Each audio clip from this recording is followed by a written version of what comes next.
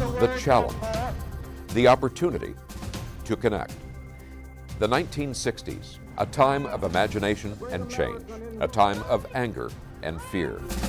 The 1960s, a program called Challenge. Good evening, ladies and gentlemen. Looked at our connections, our divisions, through the lens of faith. Nearly 60 years later, during these challenging times, we'll take a new look at our divisions, our connections, in a new program called Challenge 2.0.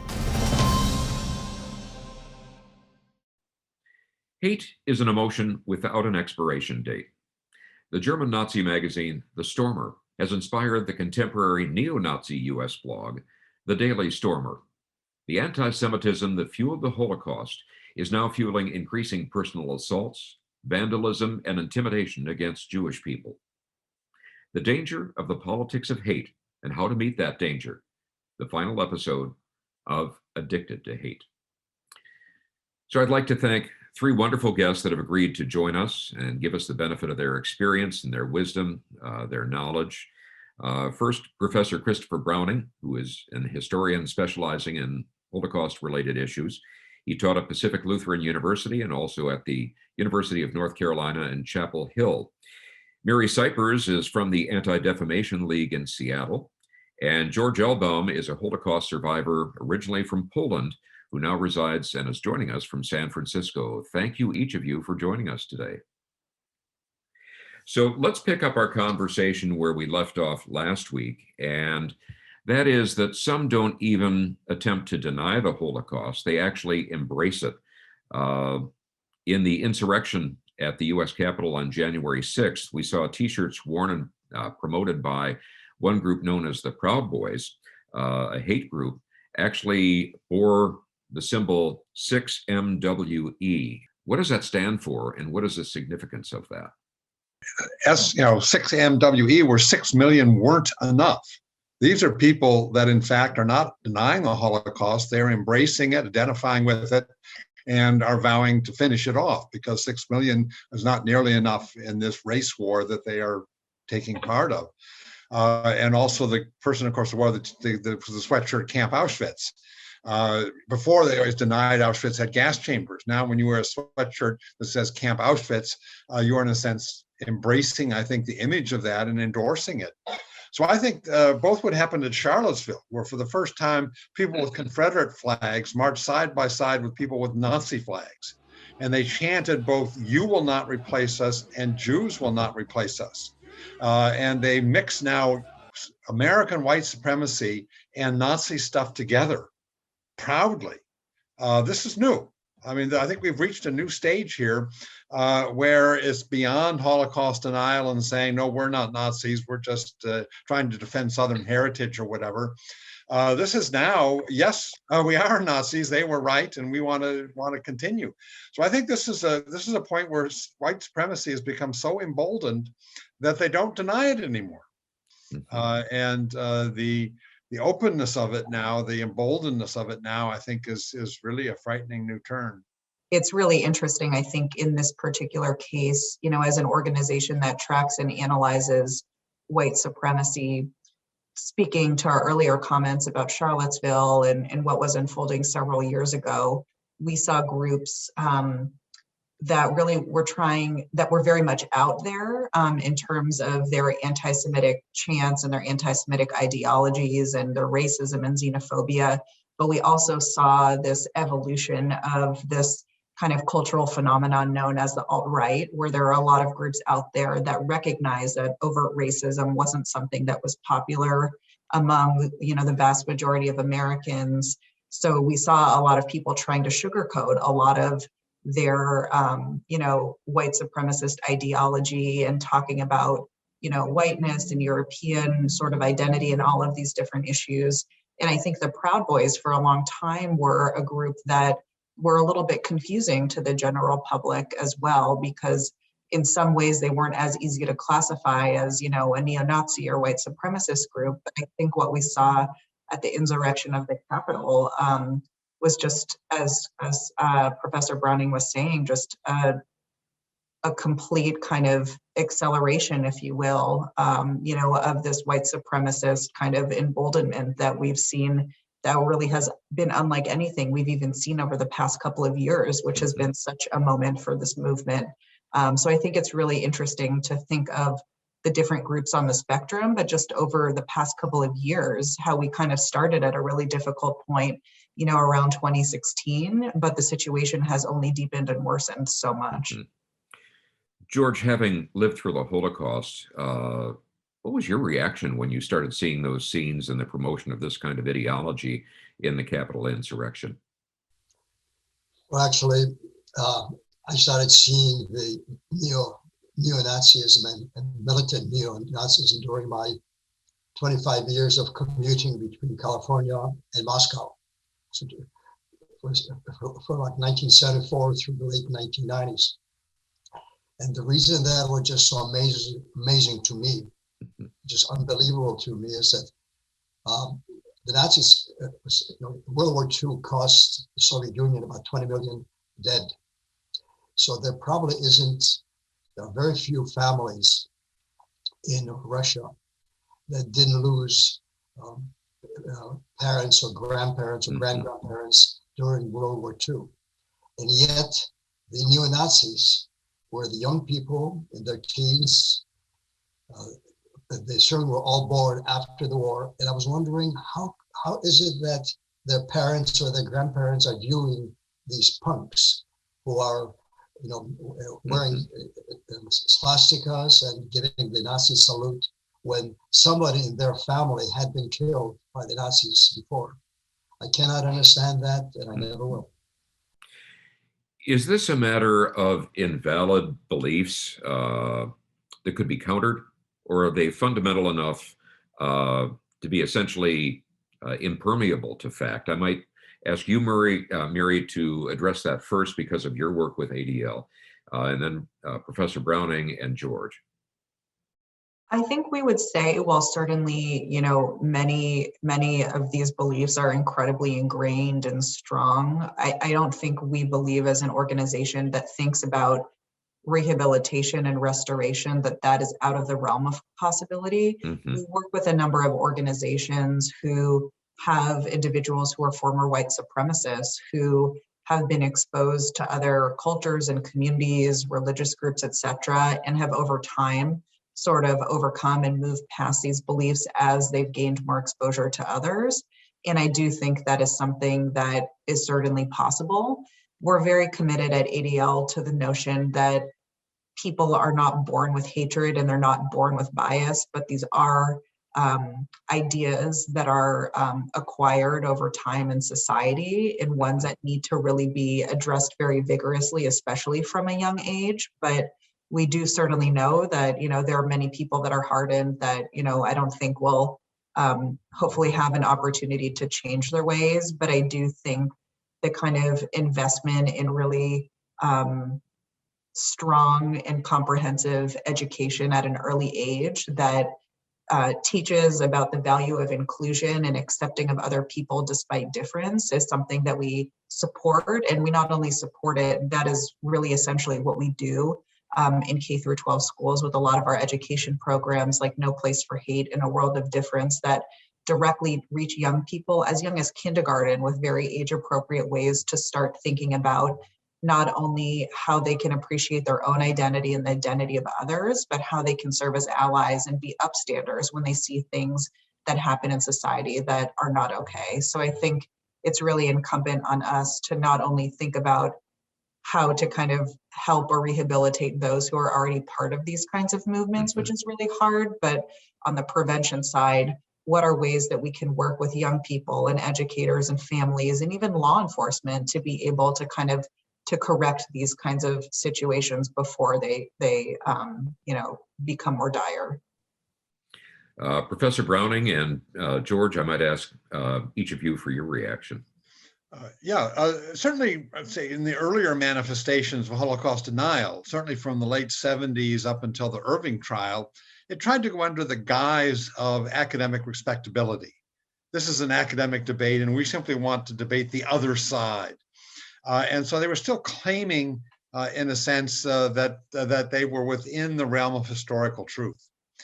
What's so disturbing about more recent events is that there's an open war on truth, on the very concept of truth, and that to be able to deliver a fire hose of lies is something that's now admired.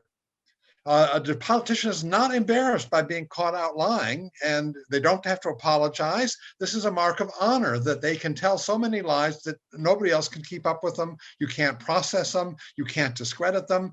It's just an endless deluge. So the very notion of truth disappears when you've so polluted the information pool, so overwhelmed sources of information with falsehoods that you, in a sense, have made truth relative or undiscernible out of this whole mass of lies that is out there. So that we are operating in a kind of different battlefield now, in which it's not, can we disprove them and embarrass them by catching them at the lie? Because they're not embarrassed. It's a credit. They can tell a more preposterous lie, the more they are sticking it to the liberals who actually want to believe in such things as truth and facts. And that's a mark of honor. George, what's your reaction to that perception? I take it very, very personally. I suppose I'm one of those liberals that still believes in truth. I was raised that way. My main critique, I'll be straight out about it, during the last presidential election, the previous one in 2016, the worst thing I could say about Trump was that he was everything that I was taught not to be.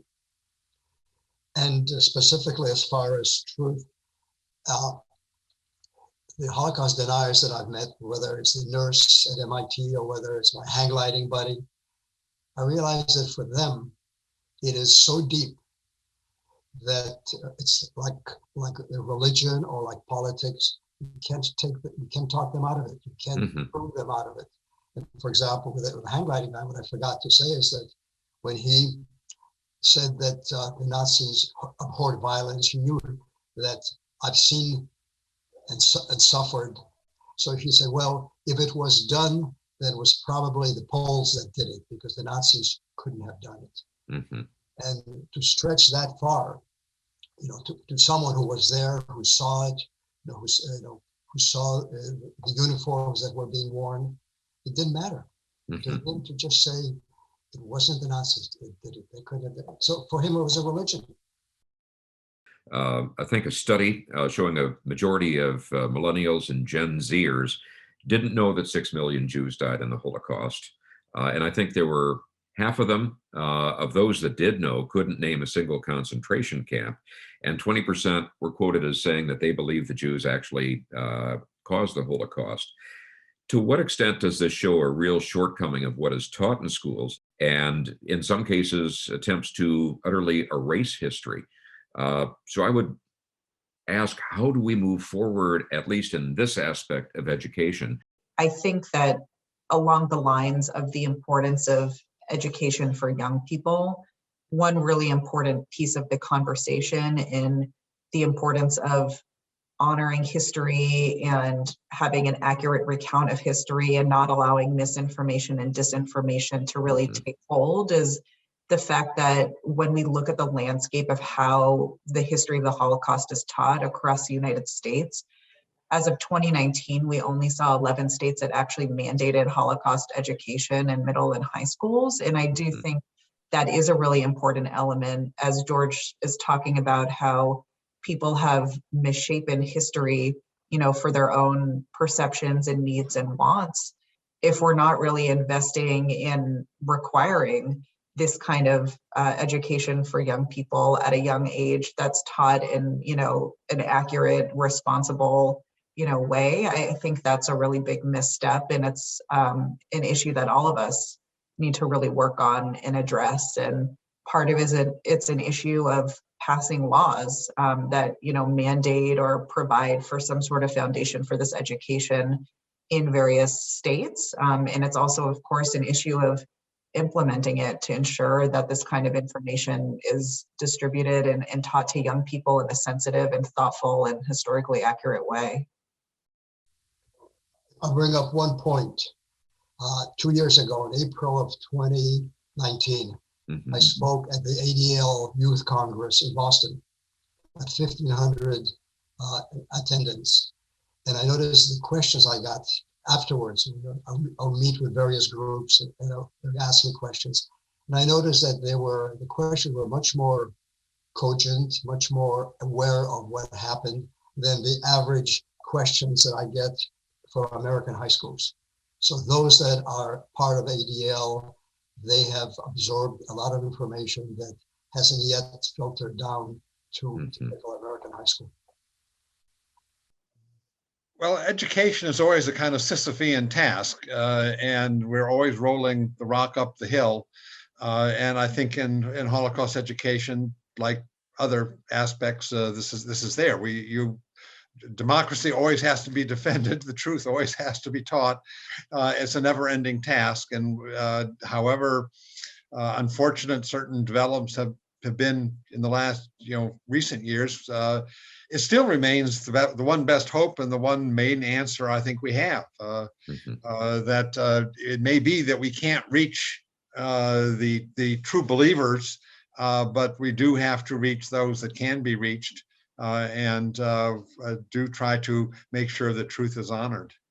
But I would also say it's important to kind of think of it from a systemic viewpoint.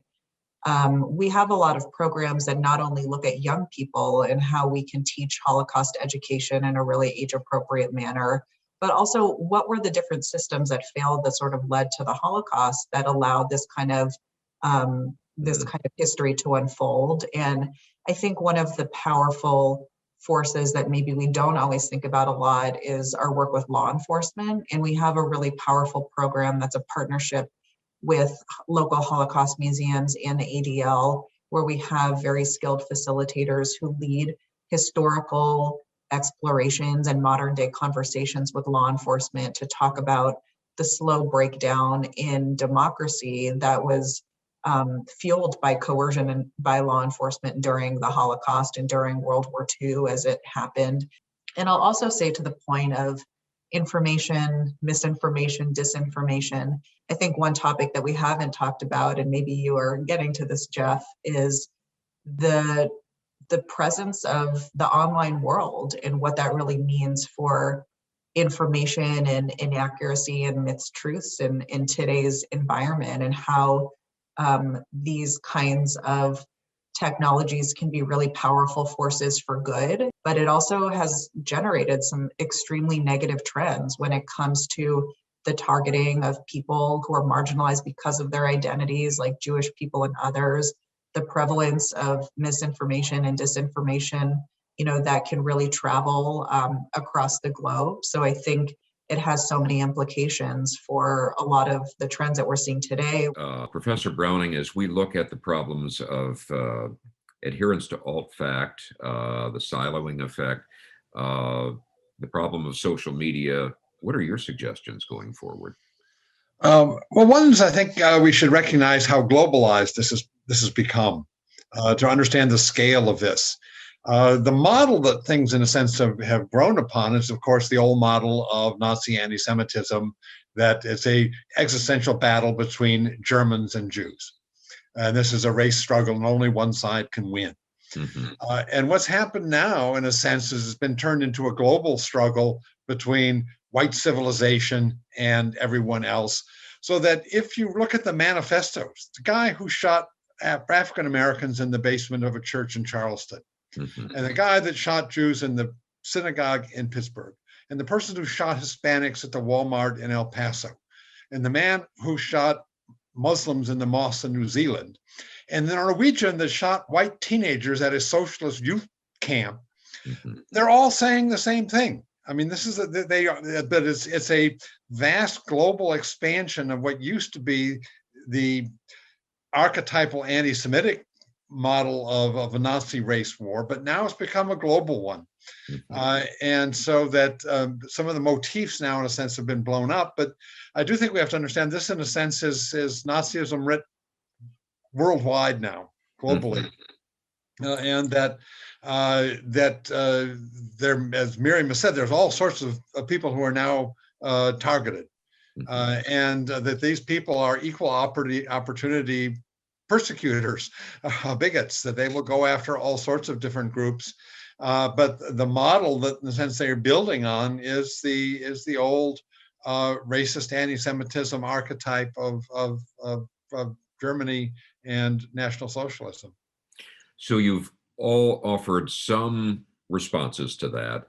Any other nuances that you would suggest in terms of confronting what we're encountering right now? Right after the Pittsburgh massacre, I was asked to speak at the Haas Business School at UC Berkeley. They had a leadership course, and they asked for a Holocaust survivor to come in and speak to them, and I did. And afterwards, the one question that they asked turned 5 different ways, but it's basically the same question: is what can we as individuals do to counter anti-Semitism, racism, prejudice of any sort? And my answer to them was twofold. Number one, as individuals, speak up. I feel that hatred and anger still, throughout most of civilization, I think, is negative. Yes, there are groups that abide by it, but in most situations, in the light of day, in the light of exposure, someone who's racist, anti-Semitic would back off if he's faced with it. So in cases like that, say to that person, if you hear something, speak up. I want to hear that again. I want my friends to hear it also. And they usually back up. I tell them, it takes courage to do that. That is where we as individuals can do something. The other thing is, we as individuals, when we are old enough to vote, to support the candidates, whether they are civic leaders or whether they are political leaders, who also support and openly support the truth and fairness and tolerance, as opposed to our ex-president who in Charlottesville said, well, there are very fine people on both sides. And I say, no, there are no fine people, very fine people on the side of hatred and prejudice and anger and violence. So this is what I feel we as individuals can and should do. Professor Browning or Mary? I would say I'm often asked, in a sense, what can we do now? And certainly some of the work I've done is on the Nazi perpetrators. And I wrote a book called Ordinary Men, which basically argued that many of the people mobilized to do the actual killing are not extraordinary. We're not fanatical. But if you have a tyrannical, racist government in power, they're never going to fail to commit genocide because they can't find people or mobilize people to pull the trigger. Mm-hmm. So the first line of defense is to preserve democracy, that you've got to keep governments that are committed to human rights, that are committed to democratic political culture. You lose that, and a tyrannical, racist government, once in power, is not going to have trouble finding people to do all sorts of terrible things on their behalf. Mary? I would agree with that. I think thinking about how we as individuals, as organizations, as communities can uphold and preserve our democratic values and our democracy is incredibly important.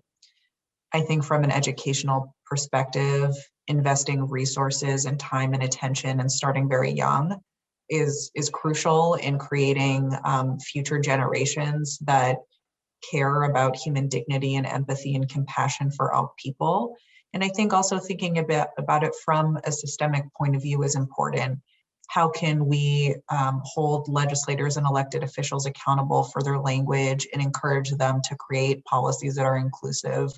How can we teach law enforcement about the value of human dignity? And I think also as communities, we need to think in an era where civil discourse has really eroded and we've had so many disconnects from other groups just because of the current pandemic, but also that kind of continued trend of thinking about us as different and not as similar. I do think investing in community conversations and community building is really important because ultimately the Jewish people are very small and often very vulnerable, but thinking about ourselves and our communities as intimately tied to others, where our fates are, all very much connected, which is really the ethos of the ADL. It's standing up for the rights of all people and fighting against the hate that is connected to us all. It's not just about one community and the discrimination that we face, but ensuring that all people have opportunities,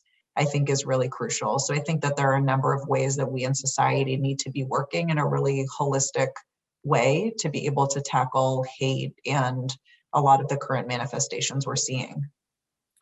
Well, I would thank each of you. It obviously gives all of us a sense of need in terms of how do we respond to this individually in everyday life, as well as the larger overarching strategies that we might use. This is going to be a conversation, the need for which, unfortunately, is probably not going to go away. And I hope at some point in the future we could persuade each of you to join us again for this conversation.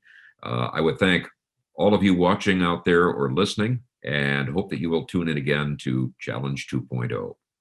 Thank you. If you've enjoyed this program, found our conversations to be informative, entertaining, and thought-provoking, and the vision inspiring of people from different backgrounds who can disagree without being disagreeable, perhaps you might consider supporting our program with a contribution. Your support will not only help our program continue, it will also support the broader efforts of Paths to Understanding, our supporting parent nonprofit organization.